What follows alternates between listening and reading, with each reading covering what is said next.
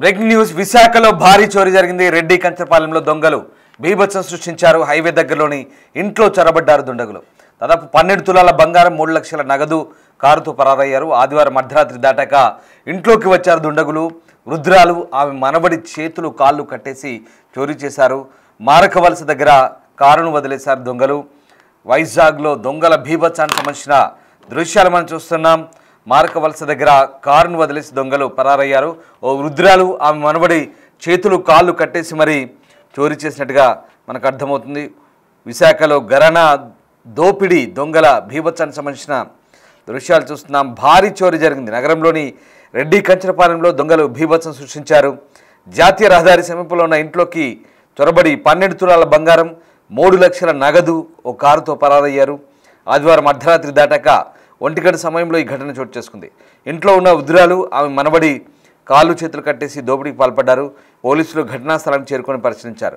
దొంగలు తీసుకెళ్లిన కారును మారికవలస వద్ద గుర్తించారు. దుండగుల ఆచూకీ కోసం చోరీ జరిగిన ప్రాంతంలో సీసీ ఫుటేజ్ని పోలీసులు ప్రస్తుతం గమనిస్తున్నారు.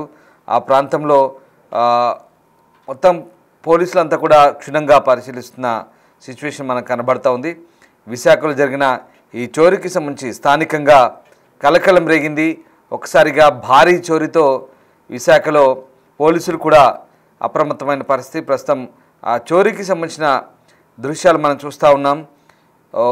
ఇంట్లోకి చొరబడి ఒక వృద్ధురాల్ని, ఆమె మనవడిని, ఇద్దరిని కూడా తాళ్లతో కట్టేసి మరీ చోరీ చేశారంటే ఎంతటి ఘరానమో దోపిడీ అర్థం చేసుకోవచ్చు. కంచరపాలెం పోలీస్ స్టేషన్ పరిధిలో ఆదివారం అర్ధరాత్రి ఈ చోరీ చోటు చేసుకుంది. జాతీయ రహదారిని ఆనుకున్నటువంటి ఇందిరానగర్ 5లో 3 దొంగలు చొరబడి వృద్ధురాలు, ఆమె మనవడిని తాళ్లతో కట్టేసి బంగారం, నగదు దోచుకొని పరారయ్యారు. విషయం తెలుసుకున్న కంచరపాలెం క్రైమ్ పోలీస్ ప్రస్తుతం ఇన్వెస్టిగేషన్ కొనసాగిస్తున్నారు.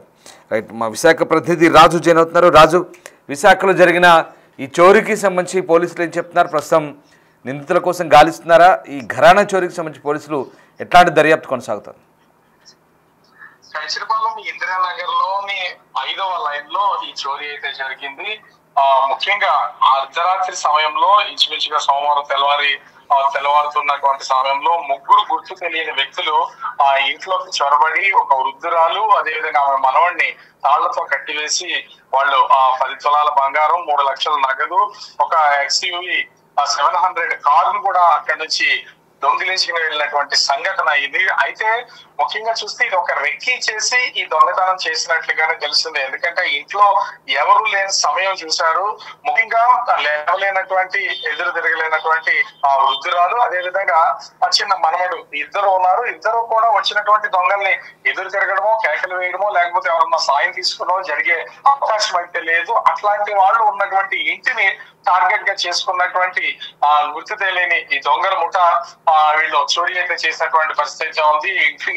ఇంటి తలుపులు బద్దలుగొట్టి లోపలికి వెళ్ళడం, లోపలికి వెళ్ళినటువంటి వెంటనే ఆ ఇంటి లోపల ఉన్నటువంటి వృద్ధురాలు, అదే విధంగా మనవడు ఇద్దరు కాళ్ళు చేతులు కట్టేసినట్లుగా మనకైతే సమాచారం అవుతుంది. వాళ్ళని తాళ్లతో కట్టేసిన తర్వాత బిరువాలో ఉన్నటువంటి బంగారు నగలు, అదే విధంగా 3 లక్షల వరకు క్యాష్ తీసుకుని వాళ్ళ పరారయ్యే సమయంలో ఇంటి బయట ఉన్నటువంటి కారు కూడా దొంగిలించుకుని వెళ్ళిపోయారు. మరి దొంగతనానికి వచ్చినటువంటి వాళ్ళు కారును దొంగిలించుకుని వెళ్ళడం ఖచ్చితంగా అది ఈజీగా క్యాచ్ చేసే అవకాశం ఉందని తెలిసినా కూడా ఇది ఒకటి రెక్కీ నిర్వహించినటువంటి వాళ్ళు ఈజీగా తప్పించుకోవడానికి ఆ కారు తాళాలను కూడా ఏ విధంగా అన్లాక్ అవుతాయని ముందే తెలిసినటువంటి వాళ్ళు ఈ దొంగతనానికి పాల్పడి ఉండొచ్చు, లేదా అలా తెలిసినటువంటి వాళ్ళు దొంగలకి సహాయం చేసి ఉండొచ్చు అనే కోణంలో కూడా పోలీసులు అయితే అనుమానించి కేసును దర్యాప్తు చేస్తున్నటువంటి పరిస్థితి అయితే కనిపిస్తుంది.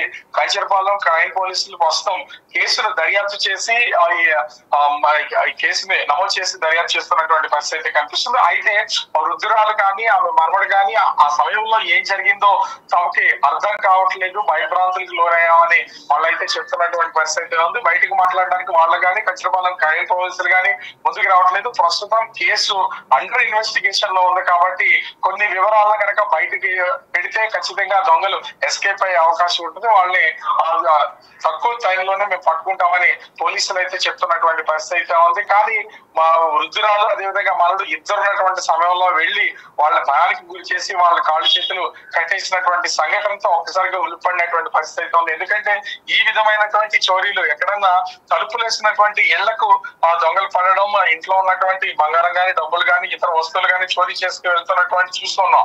కానీ ఇంటి లోపలికి వెళ్లి ఉన్నటువంటి ఇద్దరిని కట్టేసి ఇంట్లో ఉన్నటువంటి బంగారాన్ని డబ్బుల్ని బయట ఉన్నటువంటి కారును కూడా చోరీ చేసుకుని వెళ్ళారు. అంటే వాళ్ళు ఇక్కడికి సంబంధించినటువంటి వాళ్ళ లేదా బయట ప్రాంతాల నుంచి వచ్చినటువంటి వాళ్ళ అనేది తెలియాల్సినటువంటిది కూడా ఉంది. ఎందుకంటే గడిచినటువంటి 3 రోజుల క్రితం ఉత్తరప్రదేశ్ కి చెందినటువంటి ధర్మేంద్ర అనే ఒక వరుస చోరీ చేస్తున్నటువంటి 27 కేసులు ఉన్నటువంటి ఒక ముద్దాయిని అరెస్ట్ చేసి ఇక్కడికి తీసుకొచ్చారు. అవి కూడా ఇదే ప్యాటర్న్ లో జరిగినటువంటి పరిస్థితి అయితే ఉంది. అంటే వాళ్ళ ముఠా ఇంకా విశాఖపట్నం పరిసరాల్లో ఏమన్నా ఉన్నారా, ఇతర సభ్యులు ఏమన్నా ఉన్నారా, లేకపోతే వీళ్ళు వేరే ప్లేస్ నుంచి వచ్చినటువంటి వాళ్ళ అనే కోణంలో కూడా కంచిరపాలెం పోలీసులు అయితే ప్రస్తుతం దర్యాప్తు చేస్తున్నటువంటి పరిస్థితి అయితే కనిపిస్తుంది.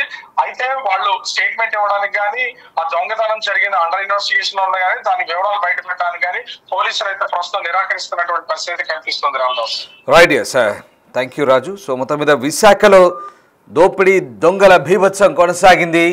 కంచరపాలెంలో ఓ వృద్ధురాల్ని ఆమె మనవడిని తాళ్లతో కట్టేసి మరి ఈ ఘరానా దొంగతనం చేశారు.